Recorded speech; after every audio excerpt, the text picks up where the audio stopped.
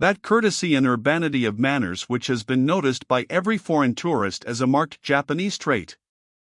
Politeness is a poor virtue if it is actuated only by a fear of offending good taste, whereas it should be the outward manifestation of a sympathetic regard for the feelings of others.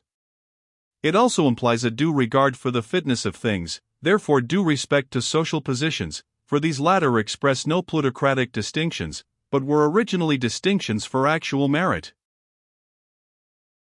In its highest form, politeness almost approaches love. We may reverently say, politeness suffereth long, and is kind, envieth not, vaunteth not itself, is not puffed up, doth not behave itself unseemly, seeketh not her own, is not easily provoked, taketh not account of evil.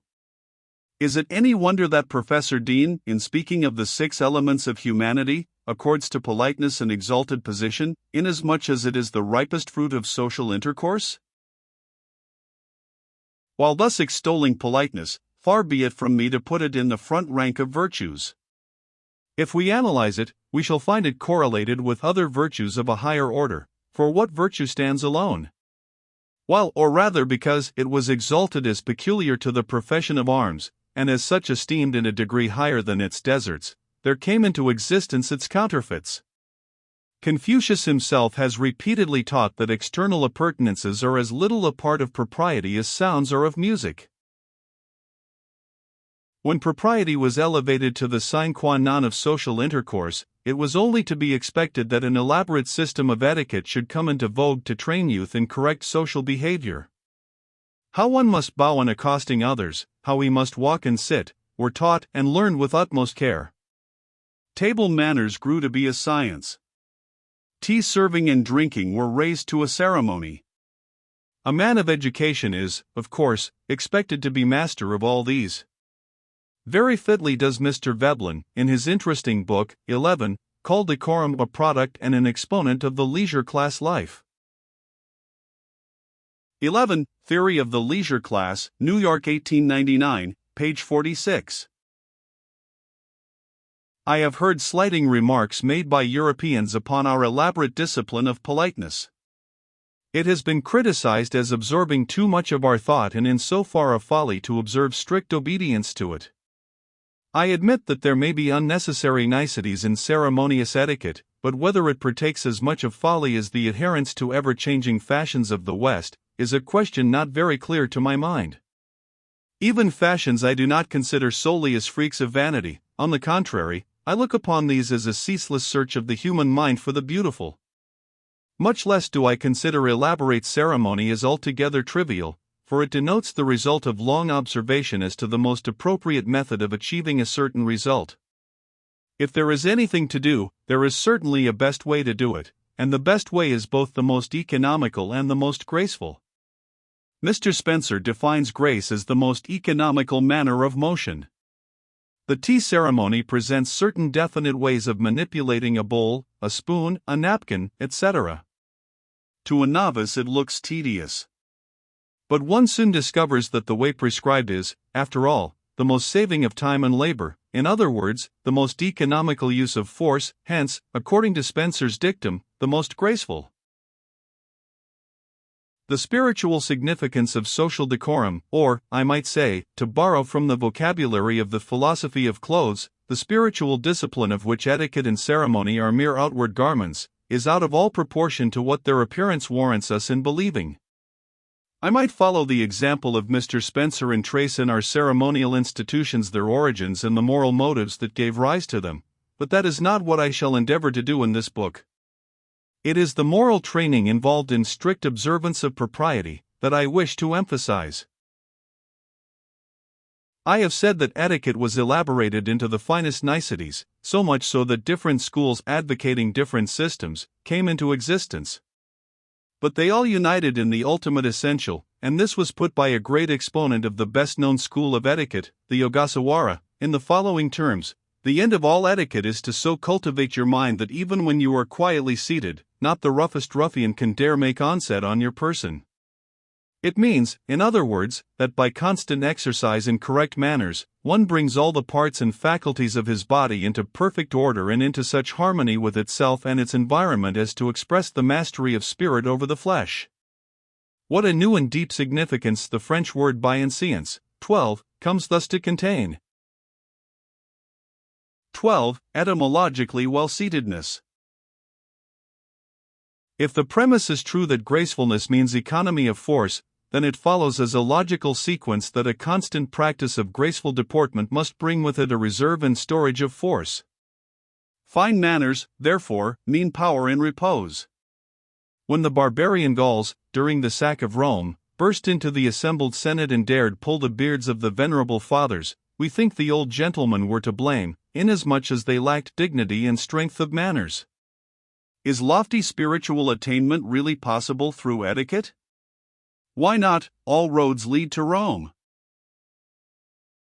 As an example of how the simplest thing can be made into an art and then become spiritual culture, I may take Chanoyu, the tea ceremony. Tea sipping is a fine art. Why should it not be? In the children drawing pictures on the sand, or in the savage carving on a rock, was the promise of a Raphael or a Michelangelo. How much more is the drinking of a beverage, which began with the transcendental contemplation of a Hindu anchorite, entitled to develop into a handmaid of religion and morality?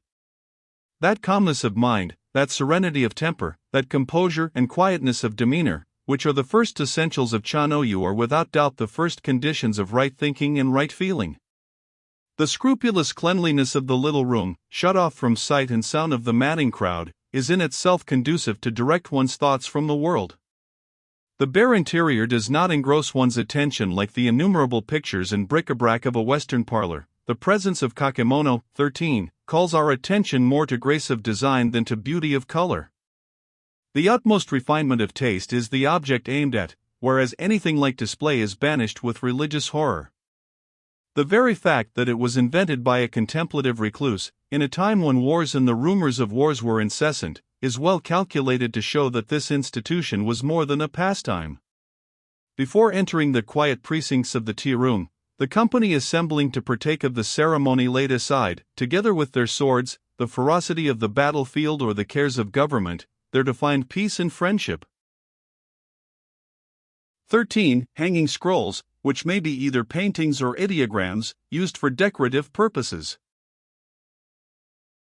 Chanoyu is more than a ceremony, it is a fine art, it is poetry, with articulate gestures for rhythm, it is a modus operandi of soul discipline. Its greatest value lies in this last phase. Not infrequently the other phases preponderated in the mind of its votaries, but that does not prove that its essence was not of a spiritual nature. Politeness will be a great acquisition, if it does no more than impart grace to manners, but its function does not stop here. For propriety, springing as it does from motives of benevolence and modesty, and actuated by tender feelings toward the sensibilities of others, is ever a graceful expression of sympathy. Its requirement is that we should weep with those that weep and rejoice with those that rejoice. Such didactic requirement, when reduced into small everyday details of life, expresses itself in little acts scarcely noticeable, or, if noticed, is, as one missionary lady of 20 years' residence once said to me, awfully funny. You are out in the hot glaring sun with no shade over you, a Japanese acquaintance passes by, you accost him, and instantly his hat is off. Well, that is perfectly natural, but the awfully funny performance is, that all the while he talks with you his parasol is down and he stands in the glaring sun also. How foolish! Yes, exactly so. Provided the motive were less than this, you are in the sun, I sympathize with you, I would willingly take you under my parasol if it were large enough, or if we were familiarly acquainted. As I cannot shade you, I will share your discomforts. Little acts of this kind, equally or more amusing, are not mere gestures or conventionalities. They are the bodying forth of thoughtful feelings for the comfort of others. Another awfully funny custom is dictated by our canons of politeness, but many superficial writers on Japan have dismissed it by simply attributing it to the general topsy-turviness of the nation. Every foreigner who has observed it will confess the awkwardness he felt in making proper reply upon the occasion. In America, when you make a gift, you sing its praises to the recipient. In Japan we depreciate or slander it. The underlying idea with you is, this is a nice gift, if it were not nice I would not dare give it to you, for it will be an insult to give you anything but what is nice. In contrast to this, our logic runs, you are a nice person, and no gift is nice enough for you. You will not accept anything I can lay at your feet except as a token of my goodwill, so accept this, not for its intrinsic value, but as a token. It will be an insult to your worth to call the best gift good enough for you. Place the two ideas side by side, and we see that the ultimate idea is one and the same. Neither is awfully funny. The American speaks of the material which makes the gift, the Japanese speaks of the spirit which prompts the gift. It is perverse reasoning to conclude, because our sense of propriety shows itself in all the smallest ramifications of our deportment, to take the least important of them and uphold it as the type, and pass judgment upon the principle itself. Which is more important, to eat or to observe rules of propriety about eating? A Chinese sage answers, if you take a case where the eating is all important, and the observing the rules of propriety is of little importance, and compare them together, why merely say that the eating is of the more importance? Metal is heavier than feathers, but does that saying have reference to a single clasp of metal and a wagon load of feathers? Take a piece of wood a foot thick and raise it above the pinnacle of a temple, none would call it taller than the temple.